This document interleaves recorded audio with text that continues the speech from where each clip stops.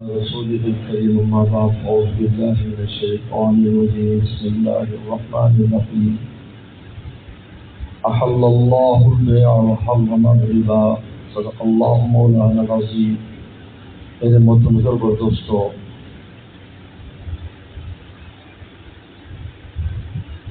آج کی یہ اجتماع اور کانفرنس میزان بینک کی طرف سے ہے. فنی طور پر آپ حضرات نے ساری تفصیلات دوستوں سے سن لی ہے.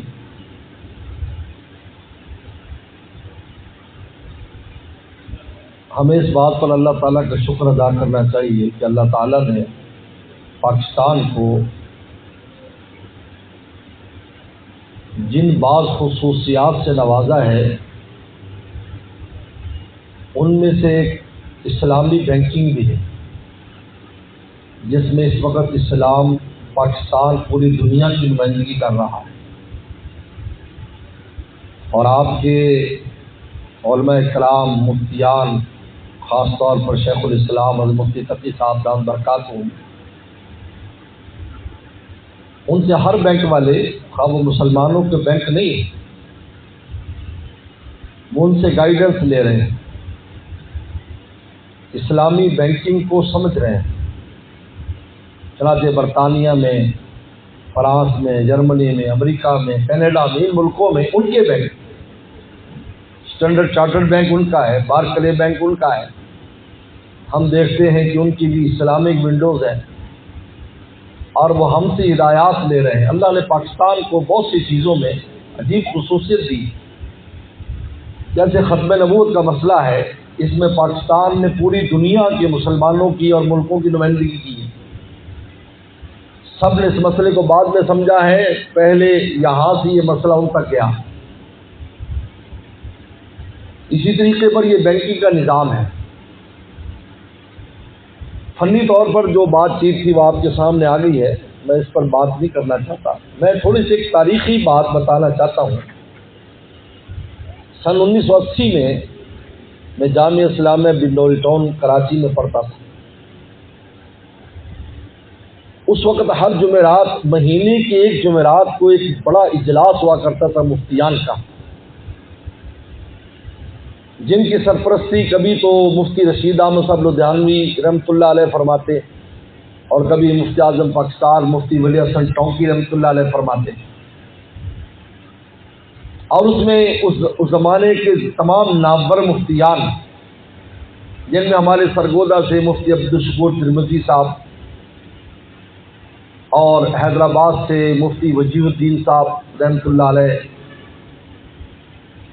حضرت مفتی رشید احمد صاحب رحمۃ اللہ علیہ، مفتی احمد الرحمان صاحب رحمۃ اللہ علیہ جو جامعہ اسلامیہ بنوری ٹاؤن کے محتمم تھے، مفتی ولی حسن ٹونکی رحمۃ اللہ علیہ جو شیخ الحدیث سے بنوری ٹاؤن میں ہمارے استاد ہیں، اور اپنے زمانے میں پورے عالم میں جزئی مسائل میں ان سے اونچا کوئی آدمی نہیں تھا. پوری دنیا کے لوگ ان سے رجوع کرتے تھے کہ آپ ان مسائل میں کہ جزئی کا کوئی ہمیں دلیل بتا دیں کہ یہ کس کتاب میں ہے. جزئی کی دلیل کا مطلب ایسے ہے جیسے قانون کی کتاب میں بہت سے قوانین ہوتے ہیں، لیکن ایک مسئلہ پیش آتا ہے اور ایک ہائی کورٹ کا جج یا سیشن کورٹ کا جج اس پر فیصلہ دیتا ہے اس خاص مسئلے میں، اور اس خاص مسئلہ اس قانون کے تحت تو آتا ہے، لیکن جزئی اعتبار سے وہ پھر قانون کا جب حصہ بنتا ہے تو ہمارے وکیل صاحب اس صورت کو جب پیش آتے ہیں تو کہتے ہیں کہ ہائی کورٹ نے اس مسئلے میں یہ فیصلہ دیا ہے، تو جج صاحب آنکھ بند کر کے وہ فیصلہ کر دیتے ہیں. یہ اس کو جزیات کہتے ہیں. حضرت کی اس میں بڑی اونچی شخصیت تھی. حضرت مفتی تقی صاحب دامت برکاتہم، مفتی رفیع صاحب رحمۃ اللہ علیہ اور بھی کئی مفتیان. ہم لوگوں کی ڈیوٹی ان حضرات کو پانی پلانے پر، چائے پلانے پر ہوتی. وہاں اسلامی بینکنگ پر بات ہوتی تھی. یہ 1980 کی میں بات کر رہا ہوں. ہر مہینے اجلاس ہوتا ہے. ان بینکوں کے نظام کے مقابلے پر ہم اسلامی نظام کیسے پیش کر سکتے ہیں. تو ایک اس میں حضرت مولانا ادریس صاحب میٹھی رحمۃ اللہ علیہ جو سید انور شاہ کشمیر رحمۃ شاگرد تھے وہ بھی ہوتے تھے، 1985 میں یعنی 5 سال کی محنت کے بعد ایک خاکہ جنگ اخبار میں چھپا، اس میں پورا ایک اسلامی صفحہ حضرت مولانا ادریس صاحب رحمۃ اللہ علیہ نے اس پر لکھا تھا کہ اسلامی بینکنگ کس طرح ہو سکتی ہے، لیکن ابھی اس میں بہت کام باقی تھا، بڑے سوال جواب تھے، بڑی گنجلکیں تھیں، اور اس کا مقابلہ کرنا، اس سودی نظام کا مقابلہ، اور وہ بھی بیچارے مولوی لوگ مصلی اور صفوں پر بیٹھنے والے ایسا نظام لائیں کہ ان کے ٹکر پر آئے، یہ آسان کام نہیں ہے۔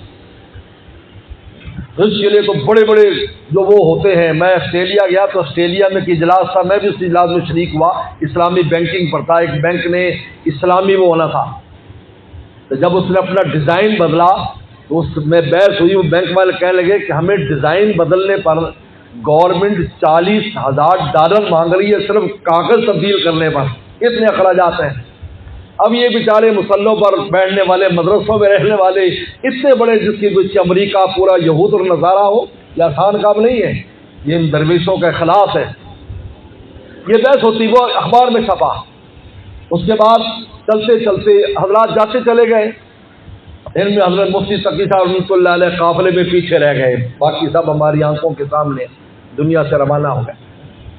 اب ان حضرات کی جو محنت تھی، حضرت نے اس پر پھر مزید محنت کی اور اس کا ایک ڈیزائن تیار کیا، اور سب سے پہلے یہ ڈیزائن ساؤتھ افریقہ میں اپلائی ہوا۔ 1997 میں میں ساؤتھ افریقہ کے دورے پر گیا، اس وقت ہمارے دوست جو ہمارے ساتھ پڑھتے تھے مفتیان، ان حضرات نے وہاں پر اس بینک میں وہ بیٹھتے تھے، اور بالکل ایسے جیسے چھوٹا بچہ جو ہے نا وہ چلتا ہے لڑکھڑاتے ہوئے، اس طریقے پر چل رہا تھا، لیکن دیکھتے دیکھتے اللہ نے اس کو اتنی ترقی دی کہ تمام بینکوں کے مقابلے پر آ گیا۔ اس کے بعد ہمارے پاکستان میں یہاں کے لوگ متوجہ ہوئے، ہر ایک یہ کہتا تھا، عرفان صدیقی صاحب آپ کے پریزیڈنٹ ہیں میزان کے، عرفان صدیقی صاحب جہاں نازو آباد میں میرا بیان ہوتا ہے، میرے بیان میں بھی کئی دفعہ تشریف لائے، وہ خود یہ بتاتے تھے کہ مفتی تقی صاحب میں بلا کر کہتے تھے تو ہم کہتے تھے کون بینک میں پیسے جمع کرائے گا بھائی، یہ جس طرح آپ کہہ رہے ہو اس ڈیزائن پر کون لائے گا، لوگوں کو تو عادت پڑی ہوئی سوچ کے کیسے ہوگا، یہ باہر اندر کیسے کریں گے، یہ کیسے، بہت وہ کہتے ہیں بھائی آپ شروع تو کرو، ہم نے ساؤتھ افریقہ میں تجربہ کیا ہے، بڑا اچھا رہا ہے، اب کرو تو صحیح۔ الحمدللہ میزان بینک جو ہے وجود میں آیا، اور پھر دیکھتے دیکھتے اس وقت میزان بینک آپ کے سامنے ہے۔ میرے دوستوں، بہت سی چیزیں میں ایک بات کہا کرتا ہوں مختصر سی، کہ شریعت اس کو نہیں دیکھتی کہ رزلٹ کیا ہے، شریعت اس کو دیکھتی کہ میتھڈ اور طریقہ کیا ہے۔ مرد عورت ملتے ہیں، بچہ پیدا ہو جاتا ہے، شریعت نہیں دیکھتی کہ اس نے بچہ پیدا، کہ شریعت دیکھتی ہے ملے کیسے ہیں، اگر نکاح سے ملے ہیں تو یہ بچہ حلالی ہے، اگر نکاح کے بغیر ملے ہیں تو حرامی ہے، نتیجے میں بچہ ہے، نکاح والے کے بھی رزلٹ میں بچہ ہے، اور جو بغیر نکاح کے زنا کر ان کا بھی بچہ ہے۔ شریعت اس کو نہیں دیکھتی۔ ہمارے بہت سے دوست اس شکار کا شکار کرتے ہیں، وہ بھی نفع دے رہے، بھی نفع دے رہے ہیں، وہ بھی نفع۔ بھائی اس کو کیوں دیکھتے ہو؟ یہ دیکھتے ہو کہ نفع آیا کس طریقے سے ہے، شریعت کس طریقے پر نفع لا رہی ہے، ہم نے میتھڈ کو دیکھنا ہے، ہم نے رزلٹ کو نہیں دیکھنا۔ آپ بسم اللہ پڑھ کر بکرا ذبح کیا جائے، پکایا جائے، اس کا ذائقہ بغیر بسم اللہ آپ کو فرق نہیں لگے گا۔ وہ تو بہت اونچے لوگ ہوتے ہیں کہ جو منہ پر لقمہ زبان میں لختی بتا دیتے ہیں کہ یہ شک و شبہ والا ہے، ورنہ آپ کا پتہ چلا کتے تک ذبح کر کے کھلا دیے جاتے ہیں، گدے کھلا دیے جاتے ہیں، ذائقے کا پتہ نہیں چلتا کہ یہ بکرا تھا، یہ کٹا تھا، یا یہ کوئی کتا یا گدھا تھا۔ شریعت اس کو نہیں دیکھتی، شریعت یہ دیکھتی ہے کہ وہ بکرا جو ہے وہ ذبح کر کے بسم اللہ اللہ کے نام پر کیا گیا یا ویسے اس کو جھٹکا دے کر کیا گیا، شریعت اس کو دیکھتی ہے۔ تو ہمیشہ یاد رکھیں، یہ کوئی معمولی، اس کے پیچھے 35 سال کی تو مجھے معلوم ہے محنت، میری آنکھوں کے سامنے ہے۔ 35 سال کی محنت کے بعد یہ ڈیزائن ہمارے سامنے آئے، ہمیں اللہ کا شکر ادا کرنا چاہیے۔ میں تو یہ کہتا ہوں کہ یار آپ کو علماء کی ایک بڑی جماعت کہتی ہے ٹھیک ہے، تو پھر ایک جگہ 2 بوتلیں پانی کی رکھی ہو، ایک کہیں علماء کی ایک جماعت کہتی ہے یہ بالکل ٹھیک پانی ہے، اور ایک کے بارے میں سب کہتے ہیں کہ یہ بالکل نجس اور حرام ہے، تو انسان کی عقل کا تقاضا کیا ہے؟ عقل کا تقاضا یہ ہے کہ بھئی جس کی لوگ کچھ تائید کر رہے ہیں اس کو اختیار کریں، ایک عقلی سی بات ہے۔ جب علماء کتنی بڑی جماعت، شیخ الاسلام کا جو لقب ہوتا ہے، یہ علماء کرام دیتے ہیں، ہر ایک کو نہیں ملتا، ہر ایک کو نہیں دیا جاتا۔ علماء کرام دیتے ہیں کہ بھئی یہ جو ہے علماء میں سب سے بڑے عالم ہیں، تو مفتی تقی صاحب دامت برکاتہم کوئی معمولی انسان نہیں ہے، معمولی شخصیت نہیں ہے۔ آپ حیران ہوں گے، ہم تو یہاں بیٹھے ہیں، ہم بہت دور ہیں، ہمیں معرفت نہیں ہے۔ یہاں پر یہ جو بینک تھے ان بینکوں کے بھی بڑے، یعنی جو عرب کے بینک ہیں وہاں علماء کے بڑے ہیں، وہاں پر بھی اسلامی بینکوں کو ان سے اجازت لینی پڑتی ہے۔ تو ایک مضمون چھپا ایک عرب رسالے میں، ایک ہندی عالم کی وجہ سے بینکوں کا نقصان ہو گیا، اربوں ڈالر کا نقصان ہو گیا، یہ آیا مضمون آیا۔ اور مضمون کیا تھا کہ وہاں پر یہ جو پرائز بانڈ وغیرہ ہوتے ہیں وہ کچھ مشروط کیے تھے کہ آپ ان شرائط پر یہ دے سکتے ہیں ورنہ نہیں۔ اور بینکوں نے اپنی مرضی کی، جب اپنی مرضی کی تو مفتی صاحب کو پتہ چل گیا۔ اب پاکستان میں بیٹھا ہوا ایک ادبی عالم، اب آپ بڑے بڑے جو ہے وہ علماء جن کی مہینے کی تنخواہ کئی لاکھ ریال اور کئی لاکھ درہم ہے، اور ایک مدرسے میں بیٹھا ہوا، حضرت نے مضمون لکھا کہ یہ خلاف شریعت ہے جو اس وقت بینکوں نے نکالا ہے اور مارکیٹ میں ڈالا ہے، یہ شریعت کے خلاف ہے۔ میں وہاں کے علماء سے کہتا ہوں کہ بھائی جب یہ بینک آپ سے متعلق ہے تو یہ سارا جو نقصان ہے اور گناہ ہے یہ آپ کے سر جا رہا ہے۔ حضرت نے چند سطور کا ٹویٹ کیا یا ایک مضمون لکھا، اس مضمون کے بعد وہ سارے کا سارا نظام زمین پر آ گرا اور یکدم بینکوں کو بند کرنا پڑا کہ انہیں خطرہ پڑ گیا کہ انہوں نے جو ہمیں سرٹیفکیٹ دیا ہے اسلامی بینکنگ کا، علماء نے کہا ہم ابھی تم سے واپس لیتے ہیں، تم جانو تمہارا کام، اور لوگوں نے تو پیسے اس لیے جمع کرائے تھے، یہ اسلامی بینک ہے۔ فوری طور پر اربوں ڈالر کا انہوں نے نقصان کیا۔ اس نے بتایا کہ یار یہ اجمی عالم پاکستان کا اتنی پاور رکھتا ہے کہ اس کے دو لفظوں نے بینکوں کو، عرب بینکوں کو مجبور کر دیا کہ وہ ان کی بات مانیں۔ اب میں صرف اس لیے بتانا چاہتا ہوں کہ کتنے بڑے بڑے ہمارے علماء اس فیلڈ میں کام کر رہے ہیں۔ یہ شکوک و شبہات ایسے چلتے رہتے ہیں، الحمدللہ اس پر اور بھی مزید میں ایسا نہیں ہے کہ چھوڑ دیا ہے، اسی وجہ سے شریعہ بورڈ ہے۔ دیکھیں یہاں بھی مفتی صاحب یہاں پر آئے ہیں، علماء کو بٹھایا گیا ہے، شریعہ بورڈ نگرانی کرتا ہے، شریعہ بورڈ نگرانی، اور یہ لکھا ہوا ہے فتوے میں، آپ فتویٰ پوچھیں، میرے پاس بہت فتوے ہیں، یہاں لکھا ہوا ہے کہ اگر کسی وقت بینک اسلامی اقدار اور ان سے ہٹے گا ہم اسلامی بینکنگ کے جواز کا فتویٰ ان سے واپس لے لیں گے، یہ لکھا ہوا ہے ہر جگہ۔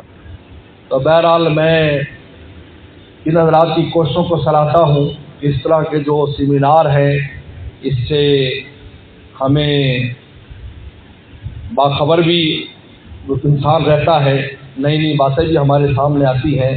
بس میں انہی الفاظ پر اکتفا کرتا ہوں، وآخر دعوانا ان الحمد للہ رب العالمین۔ اللهم لك الحمد كما انت صلی علی محمد كما انت اهل وافعل بنا كما انت اهل انك انت التقوى والمغفرة ربنا ظلمنا انفسنا وان لم تغفر لنا وترحمنا لنكونن من الخاسرين اللهم انا نسألك الهدى والتقى والعفاف والغنى اللهم اصلح عاقبتنا في الامور كلها واجرنا من خزي الدنيا وعذاب الاخرة۔ یا اللہ اس سیمینار کو قبول فرما، یا اللہ یا اللہ یا اللہ سودی نظام کو ہمارے ملک سے مکمل ختم فرما، اور ہمارے یا اللہ ملک کے تمام بینکوں یا اللہ اسلامی بینکنگ میں تبدیل فرما۔ یا اللہ ان حضرات کی میزان بینک کے تمام ذمہ دار حضرات کی اس کاوش کو، کوشش کو قبول فرما، قریب دور سے آئے ہوئے مہمانوں کی اس کاوش اور کوشش کو قبول فرما۔ جن علماء جن بزرگوں نے اس پر محنت کی جو دنیا سے جا چکے یا اللہ ان کو جنت الفردوس میں ٹھکانہ عطا فرما، ان کے لیے اس کام کو صدقہ جاریہ فرما، جو حیات ان کی عمر دراز فرما۔ یا اللہ ہمارے ملک کو یا اللہ معاشی طور پر مضبوط فرما۔ یا اللہ بڑا سخت دور گزر رہا ہے، یا اللہ آپ کے علاوہ کوئی بھی نہیں ہے، یا اللہ ہماری مدد فرما، ملک و ملت کا درد رکھنے والے حکمران ہمیں نصیب فرما، ہر طرح کی عافیت نصیب فرما۔ یا اللہ ہمارے کاروبار میں ہماری نوکریوں میں ہماری کھیتیوں میں یا اللہ خوب برکتیں پیدا فرما، قرضوں کے بوجھ سے محفوظ فرما۔ یا اللہ رزق حلال میں فراوانی فرما، ہمارے مرحومین مرحومات کی مغفرت فرما، بیماروں کو شفا عطا فرما، ہر طرح کی پریشانیوں کو دور فرما۔ یا اللہ ان کے بلانے اور ہم سب کے آنے کو تو قبول فرما. ہم سب کی جس دوست کی جو بھی حاجت ہے اپنے خزانوں سے ہماری حاجات کو پورا فرما. ربنا تقبل منا انک انت السمیع العلیم. صلی اللہ تعالی علی خیر خلقہ محمد و آلہ وصحبہ اجمعین.